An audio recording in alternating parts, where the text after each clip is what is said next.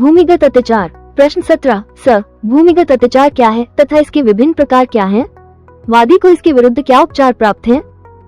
Explain trespass to land and what are the different modes of trespass to land? What are the remedies available to the plaintiff against such trespass?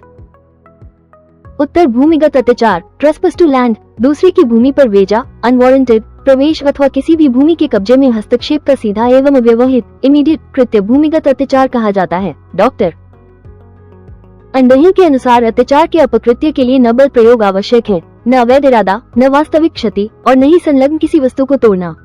व्यक्तिगत संपत्ति पर प्रत्येक आक्रमण अन्वेषण वो कितना भी छोटा क्यों न हो अत्याचार माना जाता है।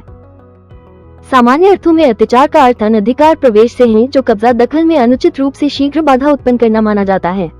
इस प्रकार भूमिगत अत्याचार किसी व्यक्ति की भूमि पर अनधिकार प्रवेश करने अथवा उसकी भूमि के आधिपत्य में किसी प्रकार का हस्तक्षेप करने को कहते हैं।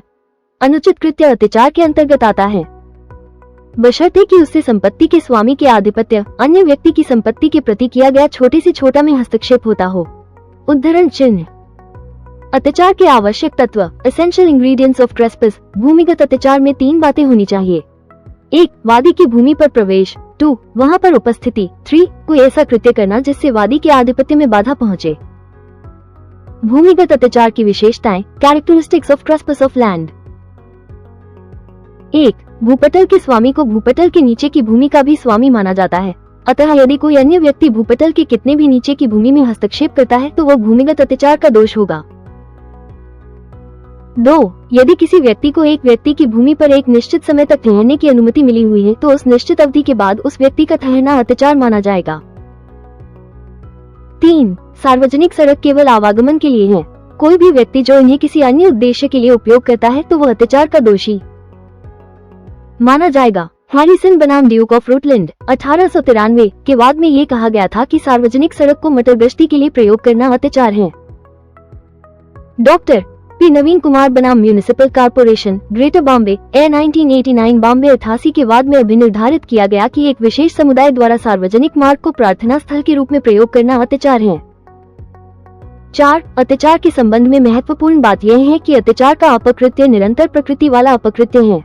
अत्याचार एक बार प्रारंभ होने पर जब तक जारी रहता है तब तक हर बार एक नया अत्याचार माना जाता है। अतः क्षतिग्रहीता व्यक्ति प्रत्येक नए अत्याचार के लिए क्षतिपूर्ति पाने का अधिकारी होगा। उदाहरणार्थ यदि एक व्यक्ति किसी अन्य की भूमि पर अनधिकार रूप से कूड़ा डाल देता है तो जब तक वह पड़ा रहेगा प्रतिदिन नया अत्याचार माना जाएगा और भूमि का स्वामी प्रतिदिन के नए अत्याचार के लिए क्षतिपूर्ति पाने का अधिकारी होगा। भूमिगत अत्याचार के प्रकार मोड्स ऑफ ट्रेस्पेस टू लैंड। भूमिगत अत्याचार निम्नलिखित प्रकार से किया जा सकता है। 1. अनुचित प्रवेश द्वारा अत्याचार ट्रेस्पेस बाय रॉन्गफुल एंट्री। यह अत्याचार का सबसे सामान्य तरीका है जिससे दूसरे की भूमि पर अनधिकृत रूप से व्यक्तिगत प्रवेश के द्वारा अत्याचार किया जाता है। प्रतिवादी द्वारा वादी की भूमि सीमा का तनिक सा उल्लंघन ही अत्याचार के लिए पर्याप्त होता है, जैसे खिड़की में हाथ डालना आदि। 2. अनुज्ञप्ति के दुरुपयोग अब्यूज ऑफ लाइसेंस अथवा अवैध रूप से भूमि पर बने रहकर यदि कोई व्यक्ति किसी भूमि पर उसके स्वामी की स्वीकृति पर वैधानिक ढंग से प्रवेश करता है और अनुज्ञा की अवधि समाप्त होने पर भी भूमि पर कब्जा किए रहता है तो वह अत्याचार का दोषी माना जाएगा। एक पट्टाधारी यदि पट्टे की अवधि समाप्त होने पर भी भूमि स्वामी के द्वारा निवेदन करने पर भूमि से नहीं हटता है तो वह अत्याचार का दोषी माना जाएगा। 3. भूमि पर वस्तुएं रखकर अत्याचार trespass by placing things on the end. वादी की भूमि की सीमा का तनिक सा उल्लंघन अथवा वादी की भूमि से प्रतिवादी का शारीरिक स्पर्श भी भूमिगत अत्याचार माना जाता है, भले ही इससे वादी की भूमि की सीमा का अतिक्रमण न हुआ हो। उदाहरण के लिए दूसरे की दीवार में कील ठोकना, वादी की भूमि पर पत्थर फेंकना अथवा किसी व्यक्ति की दीवार के सहारे कूड़ा करकट इकट्ठा करना तकनीकी दृष्टि से अत्याचार कहा जाएगा। 4. पशुओं के द्वारा अत्याचार ट्रेस्पेस बाय एनिमल्स।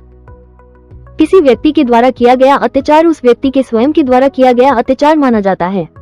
पशुओं द्वारा किए गए अत्याचार के लिए विशेष क्षति प्रमाणित करने की आवश्यकता नहीं है, केवल पशुओं द्वारा अत्याचार प्रमाणित होने पर ही वादी क्षति प्राप्त करने का अधिकारी हो जाता है। कुत्ता, बिल्ली, बैल, घोड़े, भैंसे, सूअर आदि को पशु माना गया है।